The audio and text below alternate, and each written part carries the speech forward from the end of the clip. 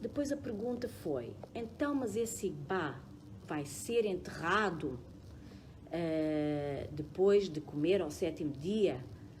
Ou vai juntamente com o Elegum quando foi enterrado? Ou várias perguntas. É assim, aqui na terra Iorubá não se enterra orixá. Aqui na terra Iorubá não se despacha orixá. Aqui na terra Iorubá lava-se o orixá, não é? Inclusive o ipori da pessoa que morreu, lava-se, dá-se de comer e fica para a família. A família queira ou não queira, fica para a família. Por exemplo, existem pessoas, não é? Sacerdotes, em que, não é o caso do Elegum, porque todos os filhos de Elegum, a família toda é de Xangô, mas existem, por exemplo, casos em que a pessoa já é de idade e se converteram a outra religião.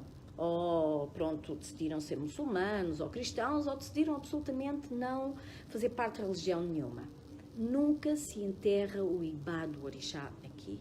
Eles lavam, eles fazem todos os ritos que são necessários e deixam o orixá de família em casa, mesmo que eles não vão cultuar ou fazer nada, porque nunca se sabe o dia da manhã, não é? Então, o dia da manhã pode ser que as famílias, os descendentes, terão que realmente fazer algo.